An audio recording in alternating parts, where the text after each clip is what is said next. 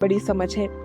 धन से सुविधाएं आती है, मानवता से रिश्ते बनते हैं। सुविधाओं से जीवन चलता है, पर रिश्तों से जीवन खिलता है। जो दोनों को साथ लेकर चलता है वही वास्तव में सफल कहलाता है।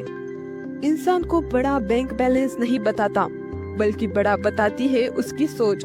धन से ऊंचाई तक ले जाता है और मानवता उसे टिकाए रखती है। तो यही थी हमारी आज की बहुत ही खूबसूरत कहानी, जो हमें ये बताती है कि जीवन में धन और मानवता यानी इंसानियत उतनी ही जरूरी है, और इसी से हमारा जीवन फल फूलता है और हम आगे बढ़ते हैं। इसीलिए हर एक को ये संतुलन समझ कर रहना चाहिए और अपनों के साथ उसी स्वभाव से पेश आना चाहिए जैसे हमें एक दूसरे के साथ आना चाहिए, बिना गरीब और अमीरी को बीच में लाए। धन जीवन की जरूरतों का उत्तर है और मानवता जीवन के प्रश्नों का समाधान। जब पैसा संवेदना से जुड़ता है तभी वो समाज के काम आता है, वरना वो केवल तिजोरी में बंद एक निश्चल वस्तु बन जाता है।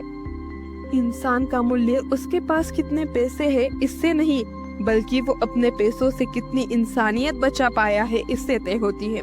धन यदि मानवता से खाली हो तो वो दूरी बढ़ाता है, और मानवता यदि साधनों से खाली हो तो वो विवश हो जाती है। सशक्त समाज वही है जहाँ संवेदना के हाथों में संसाधन हो। धन हमें जीने के साधन देता है और मानवता हमें जीने का कारण देती है। जिससे दोनों को साथ लिया जाए तो जीवन को उसने समझ लिया। केवल कमाना ही जीवन नहीं और केवल करुणा ही समाधान नहीं। कमाई और करुणा से जोड़ना और करुणा को सामर्थ्य देना, यही संतुलन और सशक्त मानवता है। जहाँ पैसा मानवता का सेवक बन जाए वहाँ विकास जन्म लेता है, और जहाँ मानवता पैसों की गुलाम बन जाए वहाँ विनाश का रास्ता शुरू हो जाता है। धन से व्यवस्था बनती है, मानवता से संस्कार। व्यवस्था के बिना समाज बिखरता है और संस्कारों के बिना समाज मर जाता है। यही हमारी कहानी की सीख थी दोस्तों। तो ये थी हमारी आज की कहानी की सीख। इसे जरूर अपने जीवन में याद रखना दोस्तों, और आपको ये कहानी कैसी लगी कमेंट्स में जरूर बताना। अगली कहानी में मिलते हैं, तब तक चैनल को सब्सक्राइब करना और वीडियोस को शेयर करना।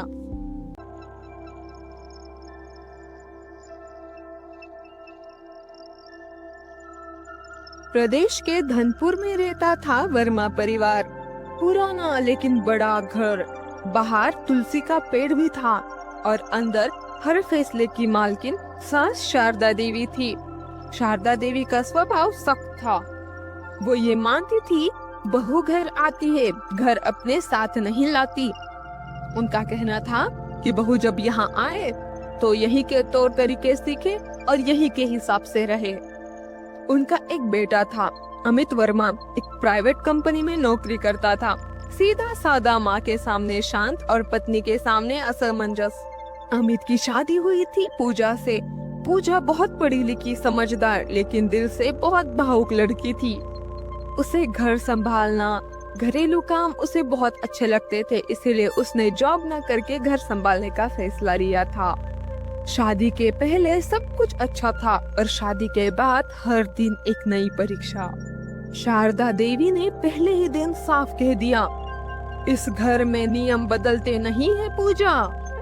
पूजा ने भी इस बात को मान लिया, क्योंकि वो यहाँ रिश्ते निभाने आई थी, टकराने नहीं। लेकिन उसे पता नहीं था कि आने वाले दिनों में उसकी सबसे बड़ी गलती यही बनेगी। पूजा का मायका पास के गांव सीतापुर में था। पूजा की माँ थोड़ी बीमार रहती थी, पिता भी बहुत बूढ़े हो चुके थे। पूजा अक्सर अमित से कहती, कभी कभी माँ पापा को यहाँ बुला लिया करे क्या, क्योंकि मेरी माँ की तबीयत उतनी ठीक नहीं रहती। पर ये सब सुन के अमित हमेशा चुप हो जाता। उसे माँ का डर था कि कहीं उसकी माँ इस बात पे गुस्सा न हो जाए, इसलिए वो इसके बारे में कुछ नहीं कहता। मगर एक दिन पूजा ने हिम्मत करके शारदा देवी से कहा, माँ जी, अगले हफ्ते मेरे माता पिता 2 दिन के लिए यहाँ आ जाए तो। ये बातें सुन के शारदा देवी का चेहरा सख्त हो गया। वो कहने लगी, बहू, ये ससुराल है, धर्मशाला नहीं, और अब ये तुम्हारा घर है, उनका नहीं जो वो यहाँ आके रहे। बेचारी पूजा की आंखें भर आई, मगर उसने कुछ नहीं कहा। कुछ दिनों बाद पूजा की माँ की तबीयत अचानक बहुत बिगड़ गई, तो पूजा भी वहाँ पहुँच गई। जब डॉक्टर ने जांच किया तो डॉक्टर ने कहा इन्हें देखभाल की जरूरत है। इनकी तबीयत बहुत नाजुक है, इन्हें कुछ दिन आराम और अच्छा खान पीन की बहुत आवश्यकता है। इन्होंने काफी समय से अपना अच्छे तरह से ध्यान नहीं रखा, इसकी वजह से आज इनकी तबीयत बहुत खराब हो चुकी है। मगर चिंता मत कीजिए, अभी के लिए मैंने एक इंजेक्शन लगा दिया है और कुछ गोलियां दी हैं, उससे इन्हें आराम हो जाएगा। मगर ये गोलियां इन्हें और कुछ दिनों तक ऐसे ही रखनी पड़ेंगी, वो भी खास देखभाल के साथ। तो ये जल्दी से ठीक हो जाएंगी, इसलिए आपको चिंता करने की आवश्यकता नहीं है। हाँ, मगर अपने स्वास्थ्य का अच्छे से ख्याल रखिएगा। ये बातें सुनकर पूजा फिर अमित से कहने लगी, मेरे माँ की तबीयत फिर से बहुत बिगड़ गई है। अगर यहाँ नहीं बुलाया तो मैं उन्हें कहाँ रखूंगी? उन्हें खास देखभाल की जरूरत है और वहाँ पे उनकी अच्छी तरह से कोई देखभाल नहीं कर सकेगा। मैं उनकी बेटी हूँ, ये मेरा कर्तव्य है कि मैं उनकी सेवा करूँ और उन्हें अच्छे से रखूँ। अगर उनकी खराब हुई तबीयत में मैं काम नहीं आई तो मैं किस काम की? मैं अपने आप को फिर कभी माफ नहीं कर सकूंगी। ये बातें अमित की समझ आ रही थी, इसलिए पहली बार अमित भी माँ के खिलाफ खड़ा हुआ और उसने उसके माँ से कहा, माँ, पूजा की माँ की तबीयत बहुत खराब है, उन्हें देखभाल की जरूरत है। मैं ये चाहता हूँ कि वो कुछ दिन यहाँ हमारे पास रहें, क्योंकि उनका ख्याल पूजा रखेगी और उनका ख्याल रखना पूजा का प्रथम कर्तव्य है। हम इसके बीच नहीं आ सकते। बस कुछ दिनों की बात है, आप नाराज प्लीज मत होइएगा। शारदा देवी कहने लगी, ठीक है, लेकिन याद रखना ये फैसला तुम्हारा होगा, और हाँ, सिर्फ कुछ दिनों के लिए ही।